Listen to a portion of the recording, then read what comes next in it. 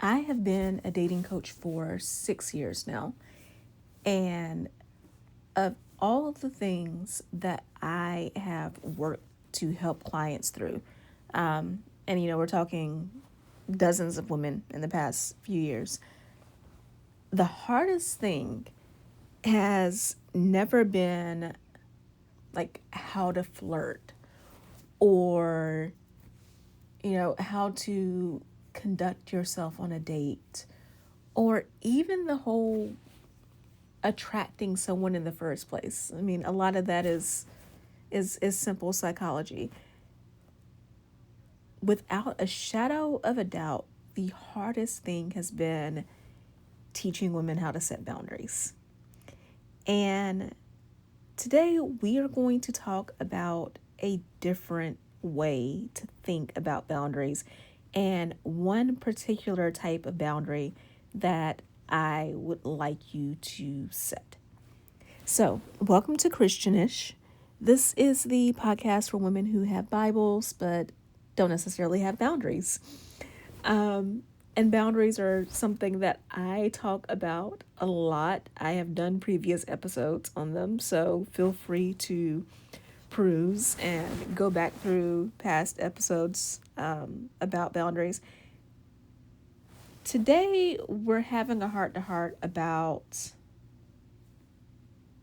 how to create better relationships and how to create a love that doesn't have you questioning your worth and with someone who sees you and chooses you fully. And in order to do that, yes, you absolutely need to set boundaries with him.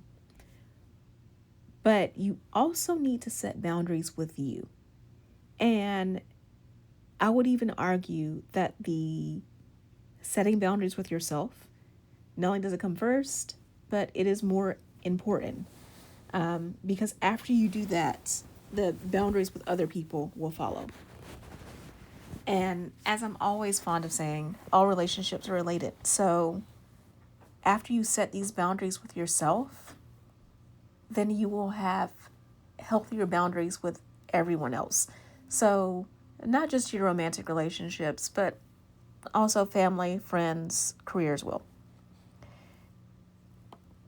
I want to be clear about what boundaries are because there is so much therapy speak nowadays on social media. And it is one of my biggest pet peeves because people take a therapy word that they've read in a book or something and they completely twist it. They turn it into something that is not. And then they wonder why their lives are still screwed up because you're not properly applying the concepts.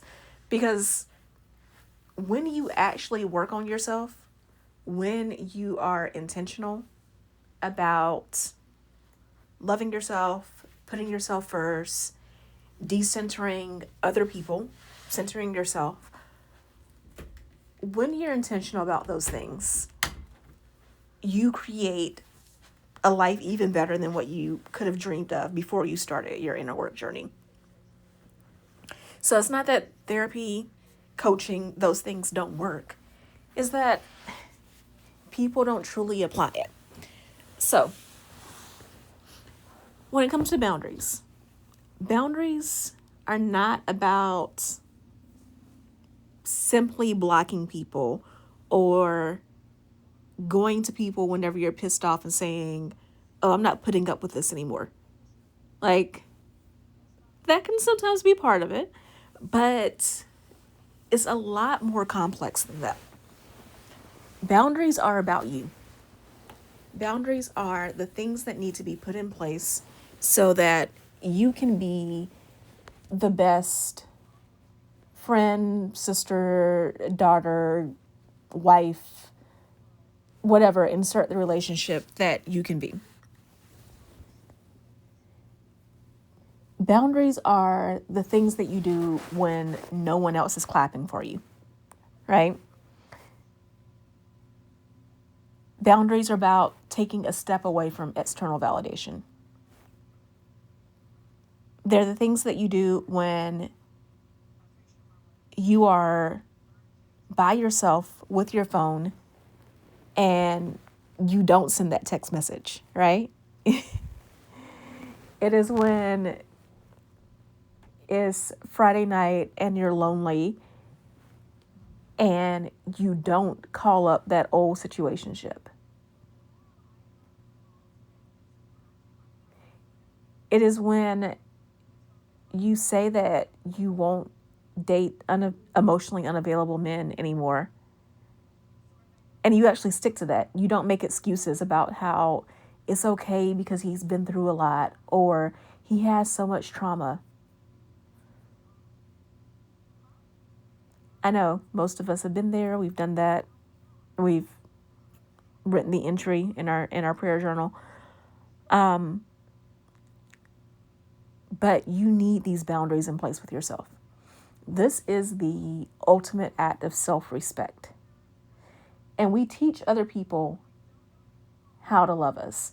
So if we don't love ourselves properly, we can't expect other people to love us properly as well. Boundaries are about self-discipline. And a lot of times we don't want to talk about self-discipline because people think about rules and restriction. But let me tell you something from personal experience. Self-discipline has given me more freedom than anything else in my life. It's not easy at first, but once you get into a habit of being disciplined, changing your mindset to really focus on doing what is truly best for you, you won't regret it. You know, I think about, for example, to give you an example that goes away from dating. Last year, I got really disciplined about my health and fitness. And yeah, number on the scale changed. You know, I lost something like 50 pounds, all of that. But what was more important to me was the freedom that I received from getting more in shape. Because to be honest with you, my entire adult life, actually, not even just my adult life, my childhood life, right? My weight has been up and down. And having that experience, growing up that way, has kind of taught me that it's not necessarily about the number on the scale. And especially because I have friends of all sizes. So I know unhealthy, skinny people, and I know people who are, they'd be considered bigger, but they're incredibly active and they can run faster and further than I can, right? But in my personal experience, when I went through on that journey, the discipline to regularly work out, the discipline to be more intentional about the things that I ate, allowed me to be more active. It allowed me to take better care of myself. It allowed me to do more things with my husband. So it improved our marriage because we were going out for walks in the park and certain activities that we were not doing before, right? So self-discipline is really about freedom. And it's also about loving yourself on a really deep and spiritual level. Proverbs 4:23 says, above all else, guard your heart, for everything you do flows from it. And guarding your heart is about setting these boundaries with yourself. It is about saying you're not going to text certain people back because you already know how the story ends. You're not going to lower your standards because you're tired of waiting. You're not jumping into another relationship when you know good and well that you haven't healed from the last one, right? This isn't about punishment when it comes to self-discipline. It is about protecting yourself.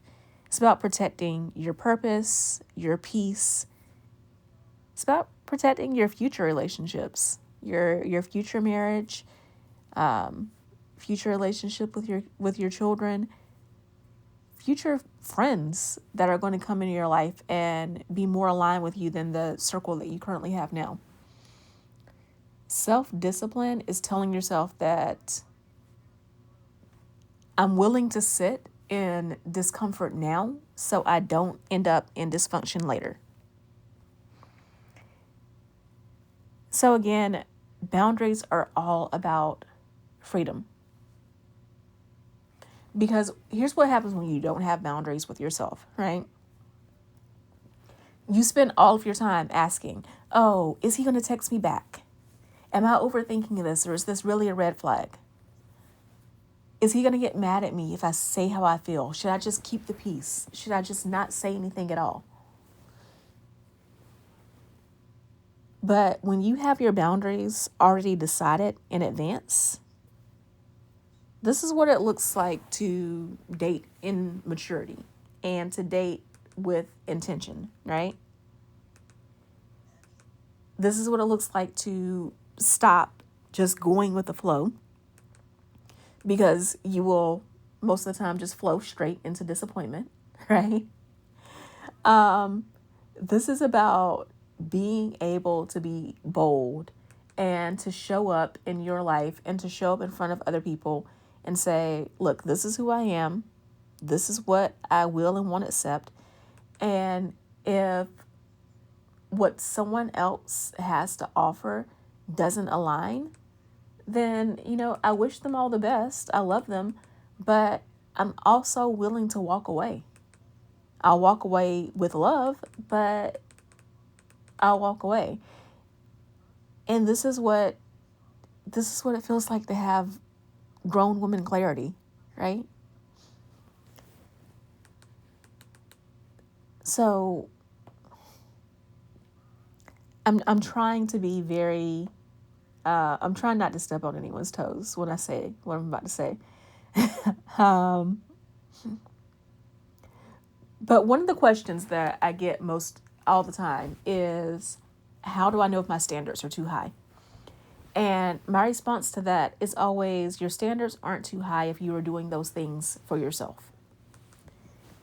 If you ask a potential partner to do something, say, for example, be financially stable, and you yourself are financially stable, then no, you're not asking too much. The problem that I sometimes see is I will work with women who, when we start working together, they have these huge expectations for the partner that they're trying to attract. He has to be incredibly tall. He has to, smell perfect. He has to communicate well, be emotionally intelligent. He has to spiritually lead. He has to have a great relationship with his family. And there's nothing wrong with having standards. In fact, I think you should not only have standards, I think you should be very firm on your standards, right? But to my earlier point, if you have high standards of a future partner, you also need to have high standards for yourself. So you can't go around saying that you're not doing casual relationships, but you are constantly going out of your way to make a man happy when this man can't even be bothered to call you on a consistent basis. You can't set a boundary for yourself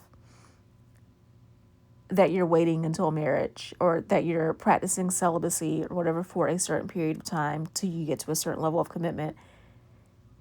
But then you constantly put yourself in situations where you know you're going to be tempted, right?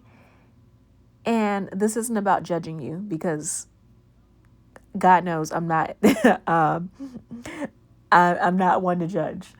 I've made my own share of mistakes as well, but this is about accountability, and that's why I don't feel bad about saying these things to you, because at some point I had to say these exact same things to myself, right? And I said it to myself in a much harsher tone than I'm saying it to you. So Your boundaries are only as strong as your ability to honor them. I had a coach years ago who used to always say to me that a double-minded woman manifests a mess. And it's so true.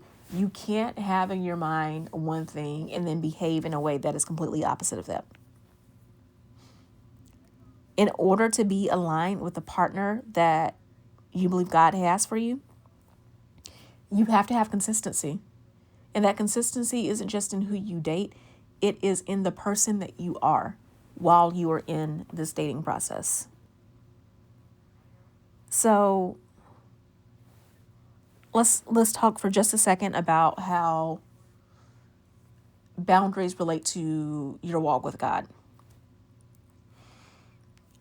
Growing up, I used to hear so much talk about the importance of being equally yoked in a relationship.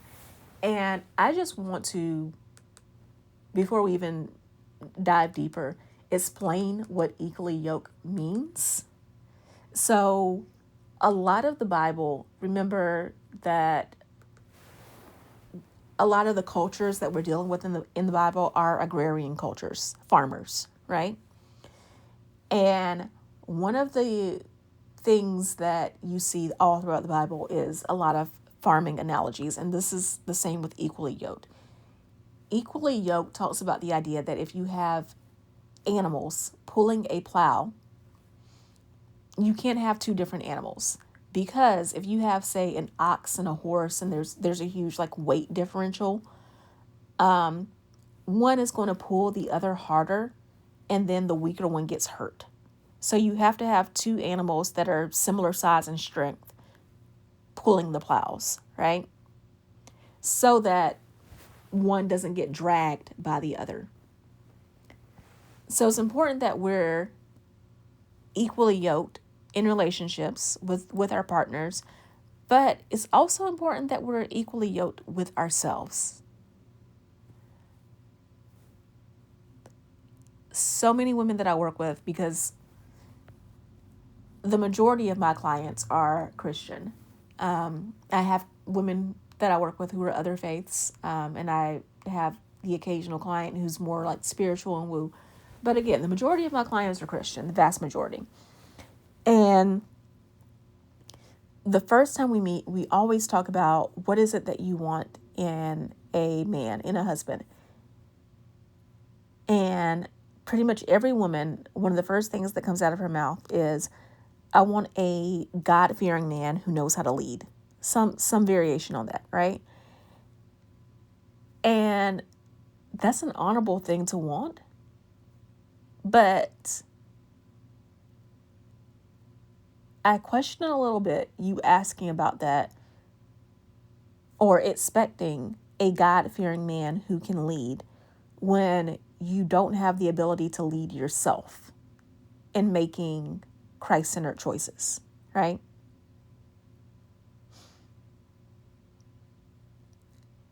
In order to truly be aligned with the relationship that you want, you have to learn how to choose purpose over preferences.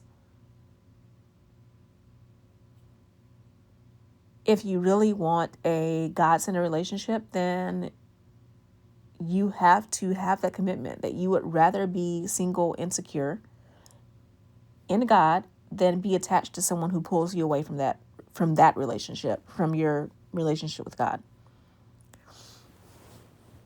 And having that conviction, back to the idea about self-discipline being freedom, that is true freedom. Because when you are willing to walk away from relationships that don't align with you, there is a peace that comes with that, that I don't even know how to begin to describe that peace. So for the next few days, let me issue a challenge for you. I want you to ask yourself, what is a boundary that you set with yourself that you consistently break? Just pick one. Maybe if there's more than one that comes to mind, then take this week on one boundary and maybe take next week on another, okay? And just ask yourself, why do you keep crossing that boundary? Why are you afraid to hold on to that boundary? And what will your life look like if you honored it? So, for example, when I was in my single season, the hardest thing for me was actually staying single. I would consistently hop out of one relationship and hop right into another, whether or not the new relationship I was hopping into was good for me or not.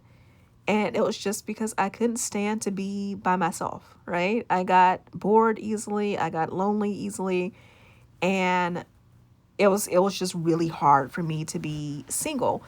And I had to ask myself, why do I keep consistently hopping into relationships that are below what I'm asking God for, right?